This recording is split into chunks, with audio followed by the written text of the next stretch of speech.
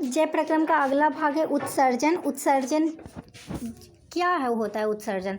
तो वर्ज्य पदार्थ यानी जो हानिकारक पदार्थ बच जाते हैं पाचन के बाद, श्वसन के बाद जो हानिकारक पदार्थ बच गए उनका हमारे शरीर में कोई उपयोग नहीं है, तो उनको हमारे शरीर से निकालना ही उत्सर्जन कहलाता है। मानव में इसके लिए एक आवश्यक तंत्र विकसित किया गया है जिसे उत्सर्जन तंत्र कहा जाता है। इसमें उत्सर्जन तंत्र में क्या क्या सम्मिलित है, तो एक जोड़ा वृक्क, एक मूत्राशय और एक मूत्रमार्ग।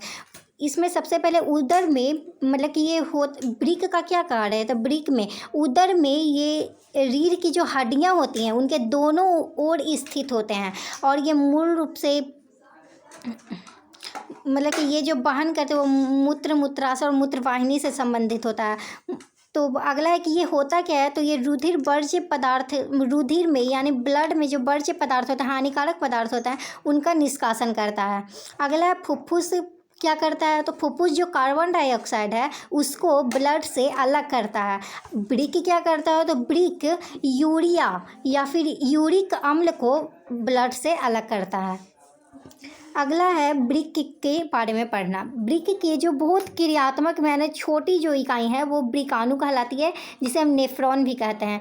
इसमें जो होता है वो 3 स्टेप में होता है। पहले तो प्रारंभिक निस्यंद जो कि ग्लूकोज, अमीनो अम्ल या फिर लवण जल है, इसका किया जाता है वहन, और जो शेष बच जाता है, मतलब कि जो अलग से जो वहन के लिए बच गया जो गंदा चीज़ वो इसके मूत्र वाहन के रूप में हो जाता है और फिर इसका पुनर्वशोषण होता है और ये मूत्रवाहिनी में जाती है। और इसमें कार्य किसका है, तो इसमें वृक्क और मूत्राशय दोनों का होता है। अगला है मूत्राशय में जो मूत्र होता है वो फिर वहाँ पे पहुँच जाता है। अगला है पेशीय, इसका नियंत्रण कौन करता है, तो ये तंत्रिका नियंत्रण के बारे में जिसे कि हम अगले भाग में पढ़ेंगे।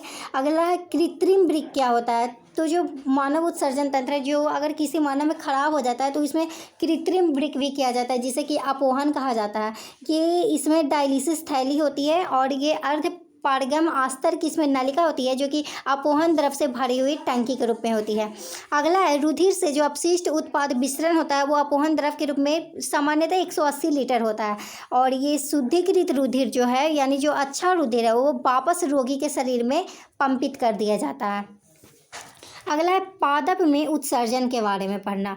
पादप में उत्सर्जन कैसे होता है, तो उत्तक मृत कोशिका जो है वो या तो पत्ती क्षय के द्वारा, यानी पत्तियों का जो क्षय होता है, मतलब कि धीरे धीरे जो खराब होने लगता है उसके द्वारा इससे उत्सर्जित होता है, इसमें जो वर्ज्य पदार्थ होते हैं। अगला है कोशिकीय रिक्तिका में संचित हो जाता है वर्ज्य पदार्थ और वो जो पत्ती होती है वो गिर जाती है, तो उससे भी उत्सर्जन उसका पूरा हो जाता है, या फिर रेंजिन, गोंद या फिर पुराने जाइलम में होता है। और अगला ये मृदा में भी अपना जो वर्ज्य पदार्थ है उसको उत्सर्जित कर देती है। तो इस तरह से उत्सर्जन भी खत्म हो गया।